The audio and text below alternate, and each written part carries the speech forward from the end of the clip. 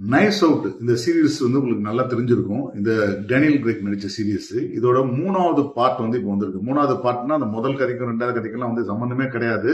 தனித்தனி கதைகள் தான், ஸ்டாண்ட் அலோன் கதைகள் தான். இருந்தாலும் அந்த நைஸ் அவுட் சீரீஸ்ன்றது வந்து அவர் டேனியல் கிரெக் போய் விசாரிப்பார் இல்லையா, அதனால இந்த விசாரணை விஷயத்துல இருந்ததுனால மொத்தமாக இந்த சீரீஸ் சீசனுக்கு வந்த படம் பேர் வந்து வேக்கப் டெட் மேன் அப்படின்ற படம். நைஸ் அவுட் மிஸ்ட்ரி அப்படின்னு தலைப்புல வந்திருக்கு. இந்த படம் வந்து பாத்தீங்கன்னா டொரண்டோ இன்டர்நேஷனல் ஃபிலிம் ஃபெஸ்டிவல் வந்து ஸ்க்ரீன் பண்ணாங்க ஃபர்ஸ்ட். அதுக்கப்புறம் வந்து யுனைடெட் ஸ்டேட்ல வந்து லிமிடெட் தியேட்டர் ரிலீஸ்னு சொல்லிட்டு ஒரு தியேட்டர் ரிலீஸ் வச்சிருக்காங்க. ஏன்னா இந்த மாதிரி ஃபெஸ்டிவல்ஸ்ல நிறைய போட்டிகள்லாம் கலந்துக்கணும்னா தியேட்டர்ல ரிலீஸ் ஆனாதான் அந்த படங்களை வந்து சேர்த்துப்போம், ஆஸ்கார்ல சேர்த்துப்போம் அப்படின்லாம் ஒரு ரூல்ஸ் இருக்கிறதுனால நெட்ஃபிளிக்ஸ் என்ன பண்றாங்கன்னா நல்ல படத்தை எடுத்துட்டு அந்த படத்தை ஒரு கொஞ்சமான தியேட்டர்ல மட்டும் ரிலீஸ் பண்ணிட்டு சாயங்காலத்துக்கு அந்த தியேட்டர் ரிலீஸ் பண்ணிட்டு அதுக்கப்புறம் அந்த படத்தை வந்து ஓடிடில நேரடியாக ரிலீஸ் பண்றாங்க. அந்த வகையில் இந்த படம் வந்து இப்போ நவம்பர் மாசம் வந்து டிசம்பர் மாசம் 2 ரிலீஸ் ஆயிருக்கு. நவம்பர் மாசம் தியேட்டர் ரிலீஸ் ஆச்சு இந்த படம். ஸோ ரொம்ப குறைவான தேட்டர்ல இந்தியா உலகம் ஃபுல்லா ரொம்ப குறைவான தேட்டர் ரிலீஸ் பண்ணாங்க. ஸோ இந்த சீரீஸோட கதை என்னன்னு பாத்தீங்கன்னா ஒரு விசாரணை, அகதா கிறிஸ்டி கதைகள் மூலம் வந்து விசாரணைக்கு பின்னாடி நடக்கிற விஷயங்கள் தான் எல்லாமே. ஸோ அந்த மாதிரியான விஷயத்துல இந்த இந்த படத்தோட கதை என்னன்னு பார்ப்போம். ஜூட் அப்படின்ற ஒரு கேத்தலிக் பிரீஸ்ட், அவர் வந்து ஒரு பஞ்சிங் பேக் மாதிரி பயங்கர கோவக்காரனான ஆளு. அவரை வந்து ஒரு ஒரு சர்ச்சுக்கு வந்து அவரை வந்து அனுப்புறாங்க. அங்க அனுப்பும்போது அங்க இருக்கிற ஒரு சீனியர் பாதிரியார் அவர் அங்கேருந்து ரிட்டையர் ஆக போறார். அவர் கொஞ்சம் கில்மாவான பார்ட்டி. அவருடைய நடவடிக்கைகளும் இவரோட நடவடிக்கைகளுக்கும் ரொம்பவே வந்து வித்தியாசமா இருக்கு. அங்க வந்து ஒரு பெண் ஒருத்தங்க இருக்காங்க. அந்த பெண் தான் ஆளினால் அழகராஜியா அங்க எல்லா வேலையும் பாத்துக்கிறது.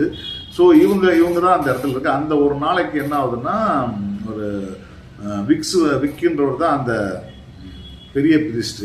அவர் வந்து ஒரு மர்மமான முறையில வந்து ஸ்டோரேஜ் வைக்கிற இடத்துல வந்து இறந்து போய் கிடக்குறாரு. அதுல வந்து மாட்டினது வந்து பாத்தீங்கன்னா இந்த புதுசா வந்து ஜூட் தான் வந்து கொலைகாரனா இருக்கும்னு சொல்லிட்டு சந்தேகத்துல அவருடைய பாஸ்ட் ஹிஸ்டரி எல்லாம் சேர்த்து வச்சு இவர் தான் பண்ணியிருப்பான்ற மாதிரி ஒரு குற்றம் சாட்ட ஆரம்பிக்கிறாங்க. அப்போ அதுக்கப்புறம் வந்து அந்த கேஸை விசாரிக்க வர்றாரு டேனியல் கிரெக். அவர் நான் எதுவும் பண்ணலை அப்படின்னு சொல்றாரு. இந்த கேஸை எப்படி விசாரிச்சு அவங்க வந்து உண்மையான குற்றவாளியை கண்டுபிடிச்சான்றது தான் கதை. டேனியல் கிரெக் ஆஸ் யூஷுவல் அந்த ஸ்கிரீன் பிரசன்ஸ் வந்து அட்டகாசமா இருக்கு. அது ஒவ்வொரு இடத்துலையும் ஒரு விசாரணை பண்ற விதமும், ஏற்கனவே நீங்க வந்து நைஸ் அவுட் பார்த்ததுன்னா கண்டிப்பா இந்த படம் வந்து உங்களுக்கு நல்லா பிடிக்கும் உங்களுக்கு.